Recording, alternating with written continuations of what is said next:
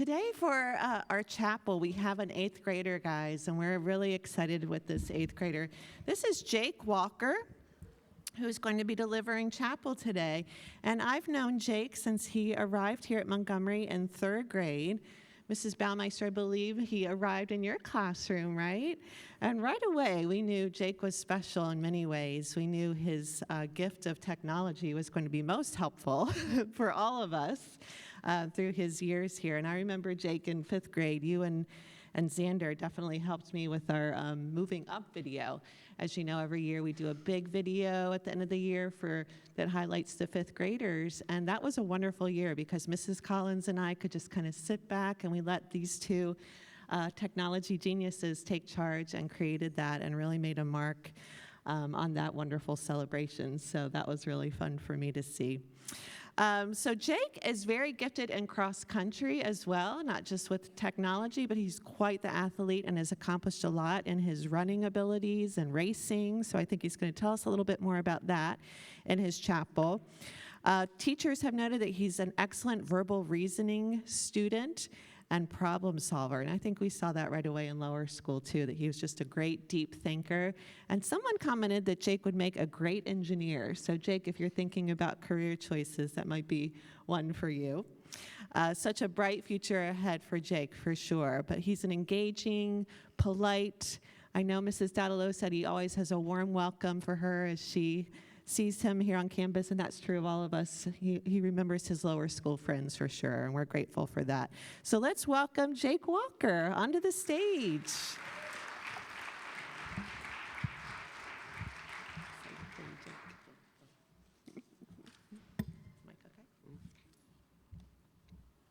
Hello students, parents, teachers, and faculty. My name is Jake Walker, and I travel all across the country as a professional kart driver for my team, 47 Motorsports.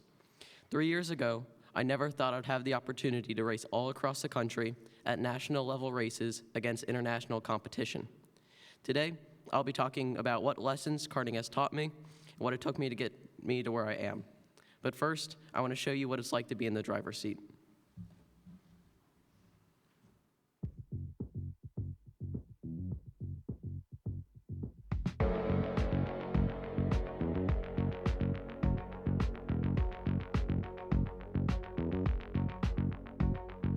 With this ring I need my follow my body goes at the end down.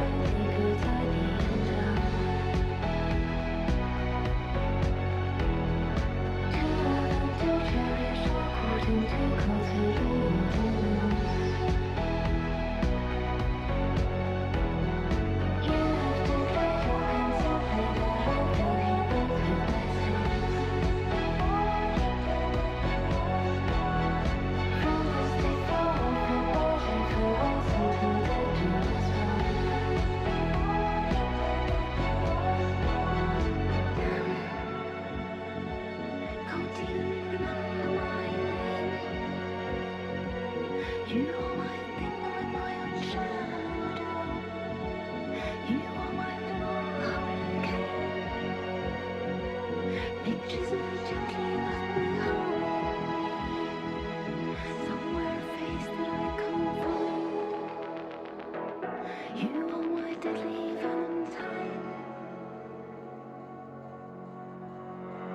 This ring I even hold my body goes tiny down.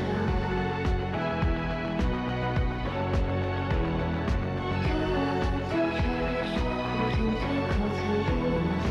You have declared your consent, I fill you with blessings.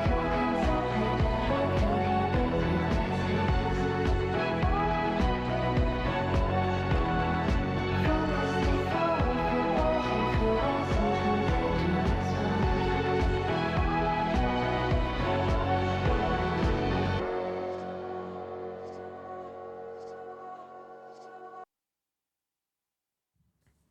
Hard work. I want everyone in the audience to raise their hand if they've had to work hard at something to achieve it. All right, Charlie. What have you had to work hard at?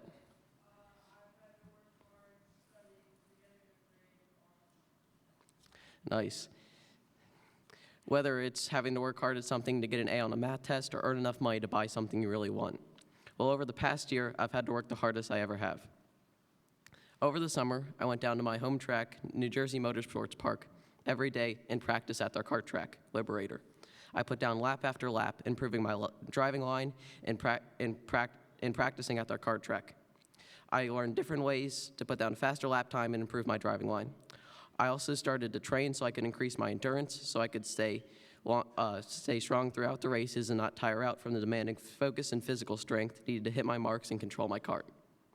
My team started a camp over the summer where we would practice for 1 week straight with kids from my team and 2 boys named Sebastian and Oliver Weldon. Sebastian and Oliver Weldon are the sons of IndyCar driver Dan Weldon, who unfortunately passed away in a crash in 2011. The 2 boys work very hard to pursue their goals in following their father's footsteps to being a leading IndyCar driver. Sebastian is 11 years old and Oliver is 8. Both of the boys have been inspirations for me to keep working hard and pursuing my goals. Last weekend, I was pushing up my kart to grid when Sebastian hopped into my cart and put my helmet on.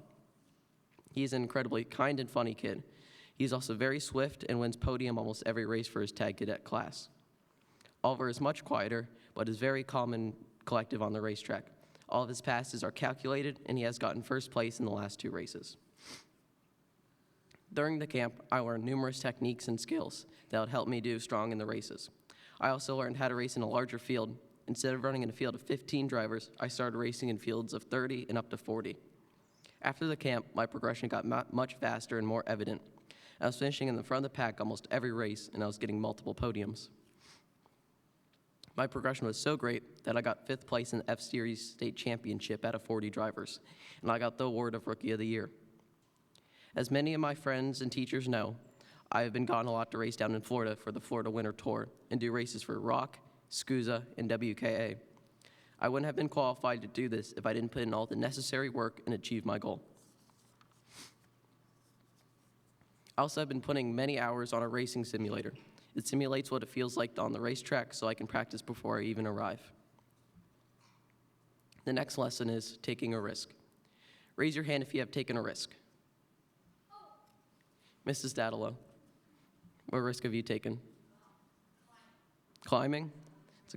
It's a good risk. Whether it was trying a new food or trying a new activity, when it comes to racing, taking risks is everything. And with risk comes reward. The risks you take in racing puts everything on the line. Whether it's making a pass on the cart in front of you, going 65 miles per hour into a turn, or changing the axle to a softer one so your chassis is more stable. Or getting your engine rebuilt because the RPMs were too low. Or switching to rain tires on the grid because there's a strong chance they'll rain while you are on track. Now maybe you do try to make that pass into the turn and you clip tires and get sent into the barriers. And your mechanic has to fix your cart. And maybe you do change your axle to a softer one and you have no grip on track. Perhaps you do get your engine rebuilt and it comes back and it won't run correctly.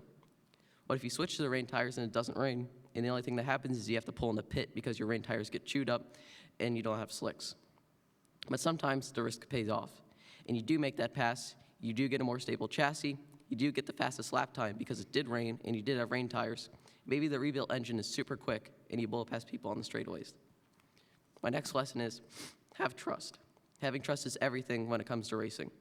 Currently, I'm the only driver that races for the Winter Tour for 47 Motorsports.